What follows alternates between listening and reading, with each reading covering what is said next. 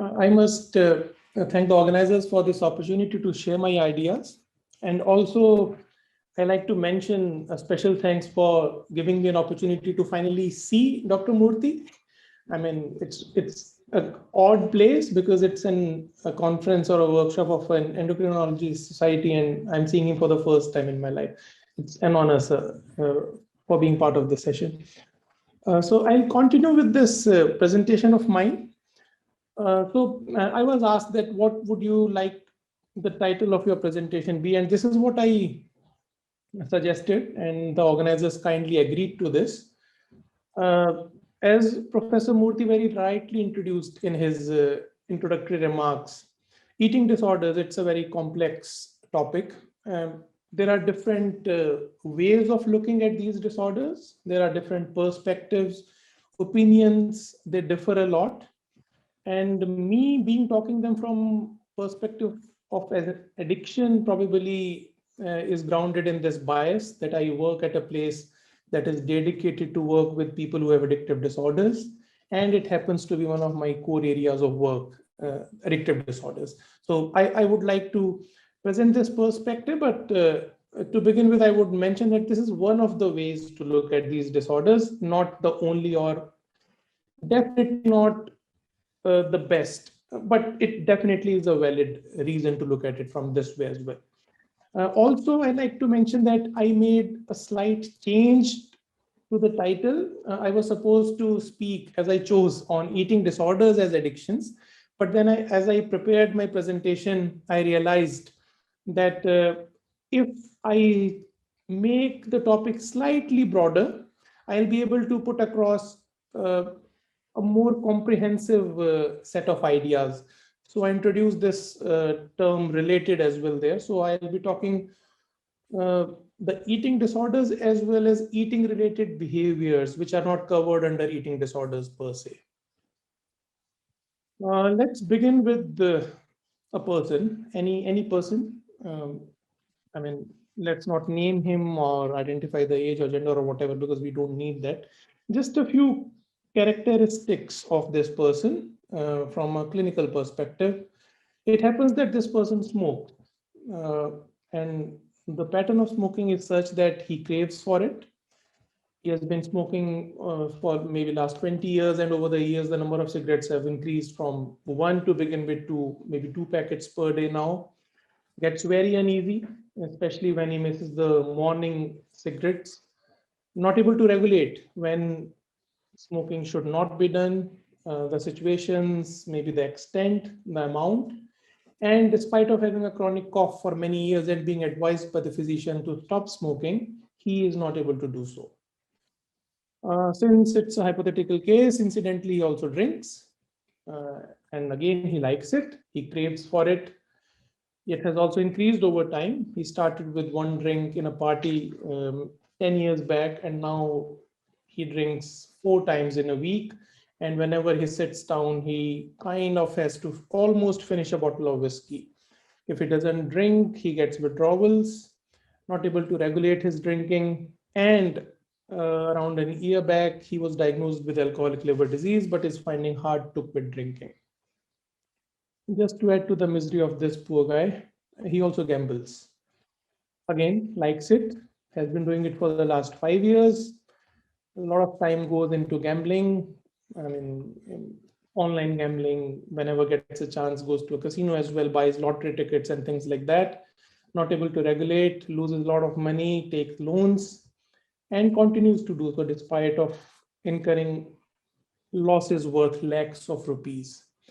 Now, if you ask a psychiatrist, and probably most of people who have any idea of what term addiction means, they won't hesitate labeling these behaviors as addictions. If you look at ICD, the most recent one, his alcohol use will fall under alcohol use disorder. Tobacco use will fall under nicotine use disorder because nicotine is the drug there. And even the gambling falls under a diagnosable addictive disorder.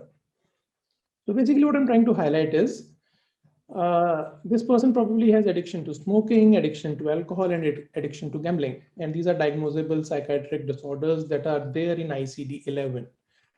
So basically, this is how people define or describe addiction, something that you like so much that you can't live without it. There is a tolerance, that means that you increase the behavior over time. If you don't engage in that particular behavior, you have difficulties, which are called withdrawal signs. You are not able to regulate how much, when to stop. And you continue to engage in this thing despite of having adverse consequences, which can be physical, psychological, or social. Now, incidentally, this person also eats. And is it possible that his eating can also be an addiction? Not because he eats, but because his eating is characterized by these features. He craves for the food, some special kind of food. Eating has increased over the years. If he doesn't eat or get what he needs, he gets uneasy in his mind, he gets restless, anxious, not able to regulate how much to eat, when not to eat, when to stop. And despite of having very clear adverse health consequences, the person is not able to stop. So should this behavior also be seen as an addiction? So this is what I'm going to describe in the next 25 minutes or so. Does it make sense to look at eating as well from this perspective? Let's begin with this basic question. I mean, this is probably what needs to be answered before we move on to the eating disorders. So the essential part is that can food be addictive? Because we know nicotine is addictive, alcohol is addictive, certain behaviors like gambling, gaming, they have been found to be addictive. But is food addictive? I won't present a very comprehensive review of all kind of evidence that we have. I'll just put across my case using a few examples, and I have selected the ones that probably are core to the concept of addiction. And one of those from biological perspectives is role of dopamine and D2 receptors. Now, why I have chosen this is because of this particular neurocircuit. Now, when it comes to addiction, it's primarily a disease of the brain, and it has its own psychosocial domains that impact the overall biology that a person is born with. But the reward pathway is probably at the center. It's not the only pathway relevant to addiction. There are other pathways. For example, there is a part of the brain that tells us that it's okay to smoke, even though you know it can cause cancer. There is another part of the brain that helps you remember the good time that you have whenever you drink with your friends. So there are different parts of the brain that culminate into the end result, that is addiction to a drug or alcohol or nicotine. But this is at the core of the pleasure that we get. We all have this circuit in our brains, as do people who have addiction. So there is no difference in that sense. And dopamine happens to be the key neurotransmitter. So it is released in a part of a brain called ventral tegmental area, and it acts in another part of the brain that's called nucleus accumbens. So what happens is when you look at the brain of people who have addiction to drugs, for example, this particular finding from a PET scan, people who don't have addiction to cocaine, the image on the left hand side, when you compare them, people who have addiction to cocaine, the way their brain has D2 receptors, it differs. Uh, because once you use a drug multiple times in your life, the body reacts to it. And one of the ways it reacts is it down regulates the receptors, so that over time you need a higher dose of the drug to feel it. So this image tells us that there is a down regulation of D2 receptors in people who are cocaine abusers as compared to people who are normal in the sense they don't have addiction to cocaine. Something very similar happens when you look at brain of people who have obesity and compare them people who don't have obesity. The two brains differ with regards to the level of dopamine receptor activity that their brain shows. And it's quite similar, not only in terms of the extent of change that you see, this one where we compare people with cocaine addiction to those who don't have cocaine addiction, and here people who have obesity with those who don't have obesity on the left hand side. Not only the quantum of change is similar. Also, the areas of brain that are changing are also similar. So in the first set of images, the part of the brain where activity was reduced was cingulate gyrus, prefrontal cortex, and orbitofrontal cortex, and exactly the same areas in people who had obesity as well. That's one kind of similarity that people have found between drugs of abuse and food. Not only that, people who, once they develop addiction to a substance, for example, in this set of images, once you show them a neutral video, for example, a landscape, the brain reacts in a different way, the image on the left hand side on your screen, as compared to the images when you make them see something related to their drug use behavior. For example, this person snorting cocaine from a paper. So the brain is reacting in a very different way. And interestingly, something very similar happens to people who have obesity. When you show them burger, the brain reacts different to the way when you see them on neutral image. For example, this is a genogram that was shown to the control group. So what I'm trying to put across is that when it comes to food or certain food items, our brain can react to them the same way it reacts to certain drugs of abuse. That's one part of it. And that's among people who have the pathology of addiction. What about people, uh, just before I go to that, and it has been described in different ways. I just talked about the dopamine hypothesis. Similar research exists for opiates, which are involved in opioid addiction. Then there is tryptophan depletion hypothesis, glutamate hypothesis. All these hypotheses have been shown for addictive disorders, and there is evidence to support that people who have eating related behavioral problems, they also exhibit dysfunction of similar nature, both qualitatively as well as quantitatively. But there is slight difference between food and drugs, and one of the differences is that food is something that all of us consume. Drugs may not be something that all of us consume. So this impact of food on brain function is not restricted to people who have addiction. I mean, endocrinologists know it much better than me. There are different neurochemicals that are involved in regulation of appetite. Neuropeptide Y, ghrelin, cholecystokinin. There are so many. I'll take just one example of insulin, because insulin has been found to be altered in terms of the sensitivity of the body in people who have eating disorders like bulimia and binge eating disorders. Interestingly, insulin acts on the dopaminergic system, the same dopaminergic system that is there in the reward pathway. And as I mentioned, we all have the reward pathway. It doesn't matter whether we have addiction or not. And role of insulin in regulation of food intake is now very well established. There is ample evidence that supports that insulin plays a key role on how it regulates our eating behavior, not the blood glucose level, but whether we will eat or how much we will eat and when we will stop or the kind of foods we will like. And this also happens because insulin receptors are present in this very area of reward pathway, that is the ventral tegmental area. That was the biology, but addiction goes way beyond biology. And in fact, many, I would say, erroneously believe it's primarily a disorder of the behavior, but every human behavior has a seat in the brain somewhere. But if you look at the behavioral aspects of addictions, for example, concept of priming, that is, once you are given small amount of a drug, you are likely to go for a increased amount. That happens with eating as well. There is something called abstinence violation effect. For example, if you have been addicted to something and you were sober for a while, and if you resume drinking again, you get this feeling that I cannot regulate my drinking, and you start using it again in a greater amount. Something similar has been described for dietary restraints, craving for drugs. There is craving for food that has been described, tolerance, withdrawals, binging on drugs. Something equivalent has been described for foods as well.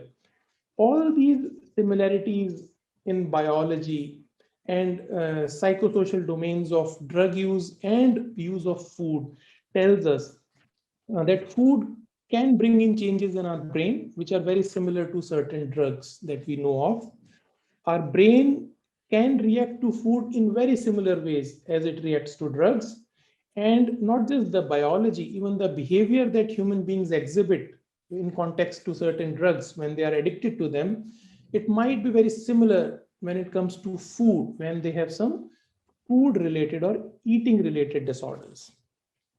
So this was food, but food is a different paradigm, or appetite is slightly different paradigm unless we put it into the right context. And the context I'm mentioning is the context for this particular session. Uh, what happens when it comes to eating disorders? And now, again, I won't be presenting a very comprehensive review here. I'll just pick up a few points just to highlight that how the concept of different eating disorder has been seen from the lens of addiction and how people have tried to explain these behaviors. To begin with, it's not a new concept. I mean, some of the earliest published literature on this theme dates back to 1950s, where this term food addiction was actually used in this particular article by this person. And this person talked about that this addiction is very similar to other addictive processes. And this was a time when we didn't have much understanding into the neurobiology of addictive disorders per se. But in terms of the behavior, people could observe there is a lot of similarity happening over there. And research has moved ahead quite a bit in the last few decades.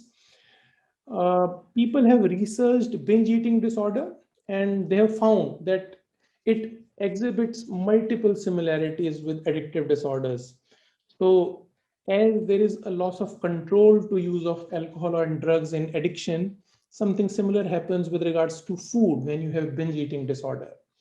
Uh, Once you have addiction to a psychoactive substance or a drug, you continue to use it despite of experiencing the adverse consequences. Something similar happens with binge eating disorder as well. You are able to reduce or cut down the problematic behavior that you are having. Again, another similarity that they share. Certain personality traits like impulsivity and certain comorbid psychiatric conditions like mood disorder, anxiety disorder, their rates are higher in both the set of individuals. The concept of craving, negative emotions, this all is something that has been found to be shared between these two set of disorders. There is other research as well, but I have just used this particular slide just to give you a snapshot.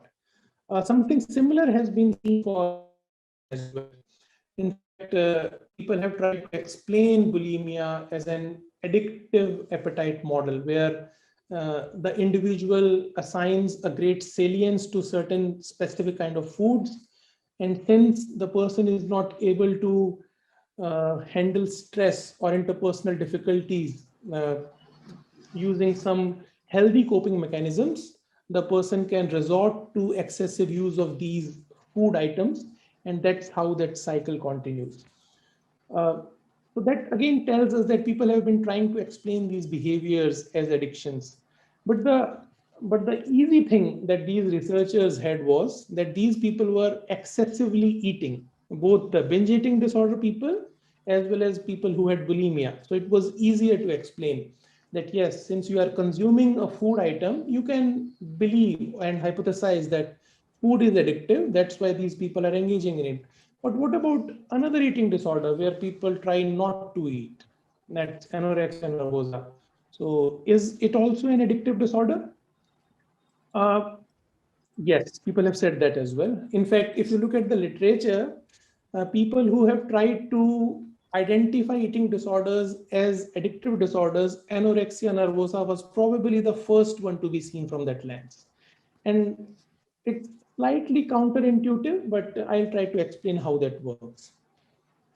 Now, before I go to anorexia nervosa, just one slide on a fact that when you change certain components in the environment or within an animal, the likability or the effect of the drugs of abuse, it changes. So what has been seen is that if you don't feed the lab animals, the rats and even the primates, then they are able to experience the effect of drugs even more than what they will experience when they are well fed.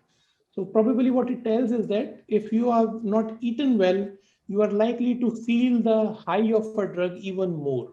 So please keep that fact in mind. The second thing that we need to remember is that, interestingly, our bodies are designed in a very, very strange ways. So people who abuse heroin, one of the common opioids that people abuse, or when they abuse cannabis or ganja or bhang, they are able to do this because our brain is designed to feel these drugs. And the reason is we have something which is endogenously present that resembles both opioids as well as cannabis. So there are endorphins and then there are endocannabinoids, which are very important for many physiological functions. For example, our mood state. For example, the pain relief that we experience, the pain that goes away after some time when we have a pinprick is because of endorphins. The regulation of mood, endocannabinoids play a key role there. So our body already has some of these drugs, although not as potent, although not in the same quantity that people who abuse them have. Now, anorexia is a complex medical condition. This is just one of the ways people conceptualize the neurochemistry or Hello? neurobiology. I'll like you to focus only one part of this complex algorithm, and this is this system. म ଟିକେ ପରେ phone କରିବି ଟିକେ ବସେ Interestingly, research on anorexia nervosa has shown that opioid system is one of the core systems that is dysfunctional in people who have anorexia nervosa. And the difference varies between females and males.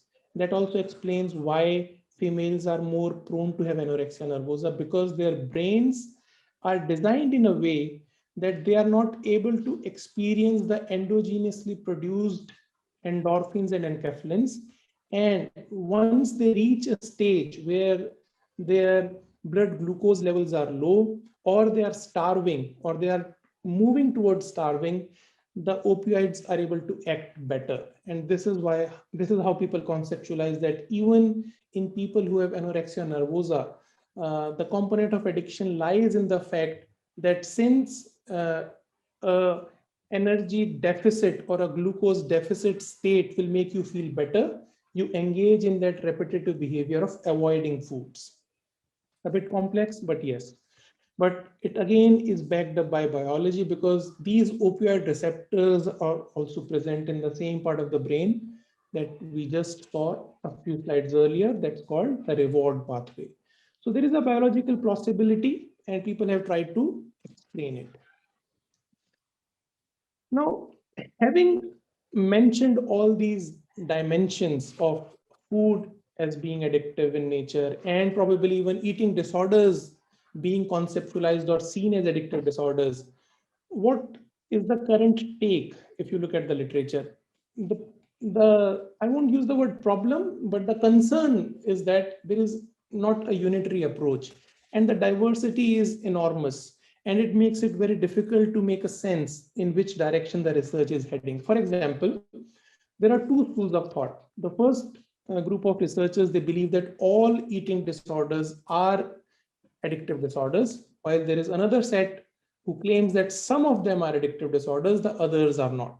So you will find articles like this where people say eating disorders are addiction, and they explore their domains and dimensions accordingly. You also find articles like this where research has focused on specific disorders, and they have tried to conceptualize individual disorders as addictive disorders. That's one set of approach or one kind of dichotomy.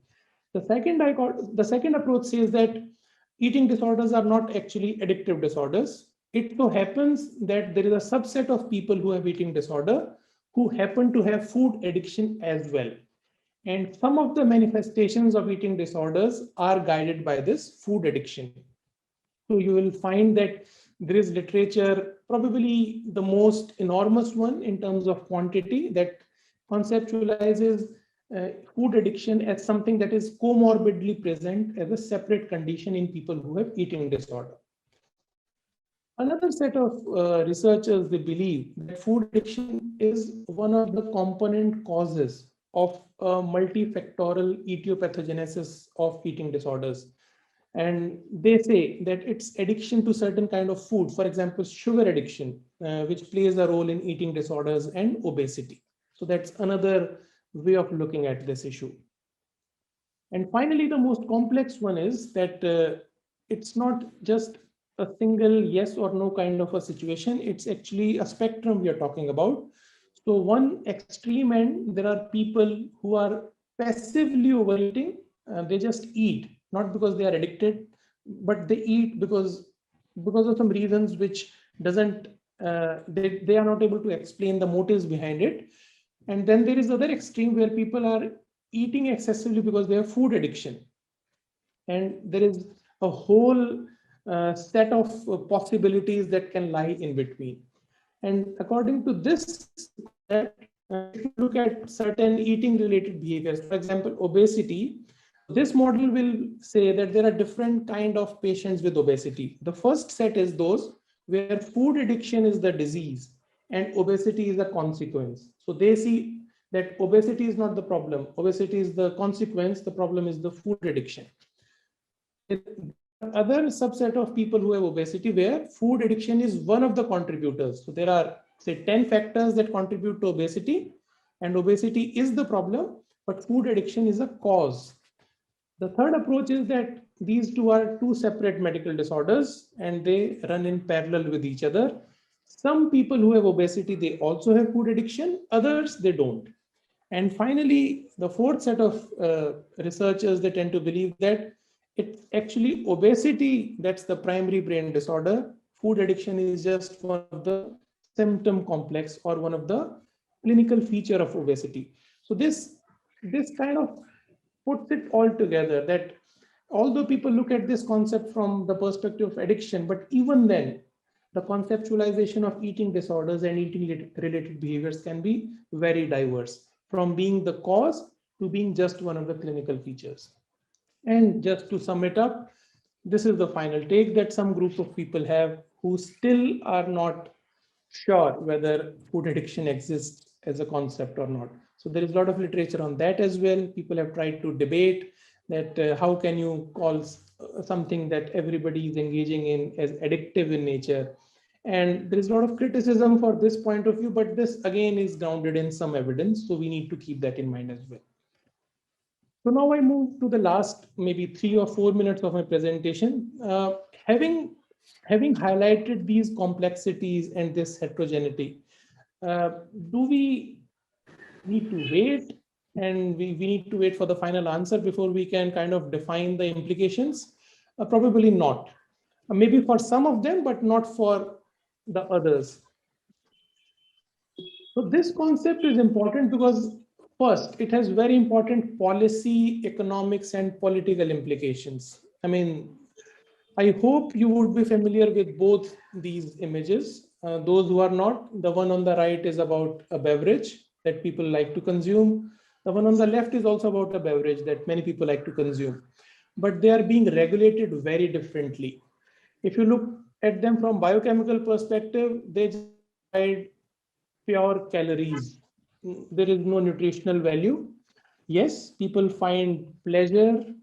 Many people find a cure for their distress in both these substances, but they are being regulated very differently.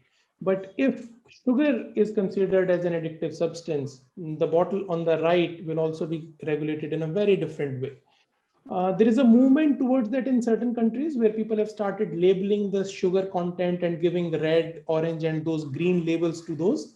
But I mean, the scene will be very different once that paradigm shift happens. But that's a big if, and we don't know when will that happen. And even we are not sure whether that will happen or not because it's a very complex. There are so many stakeholders. It might not be very easy to move in that direction, at least at a very fast pace. So that will happen someday or may not happen. But what happens even today and what makes sense even today is this set of slides, the last two slides that I have. The perspective of looking at eating disorders from addiction perspective helps us understand the behavior of our patients. So people who work in the field of addiction, daily they are answering this question: how can somebody buy a packet of cigarette once they see that label there that it can cause cancer, it can cause death?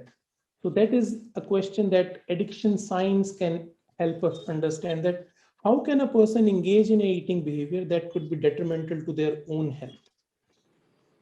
The signs of addiction can also tell us how can somebody continue to drink alcohol even when they have developed alcoholic liver disease? What is it that motivates them to go along with the pathology and continue a behavior that is detrimental to their own health and well-being? How can people who have anorexia avoid eating when they know that they are suffering so many biomedical, psychological consequences? So we can understand some of the answers there. And finally, this question that we keep answering all the time, that why a person who is using a drug, who is having an addiction, is not able to stop or is not probably willing to stop despite of losing all the money, despite of losing the health, despite of losing the family. So these are the some paradigms that can be used while we are handling the patients with eating disorder, even if we don't believe that eating disorders are actually addictive disorders. And finally, not just assessment, even therapeutically, you can use some of the principles from addiction. For example, how you can reduce the salience of a particular food for a person who has binge eating disorder. How can you help them develop alternate sources of reward and pleasure so that they can divert their focus from a food to something more healthy? And those therapeutic interventions can be used in management of eating disorders, maybe not as a whole, but maybe as part of an eclectic approach. So to conclude, at this stage, we have more questions than answers. There is no debate about it. And if you look at the diagnostic systems, eating disorders are not yet classified as addictive disorders. But even if we don't have all the answers, we can make use of our current understanding and use some of the concepts from addiction science while we are managing people who have eating disorders. Thank you so much.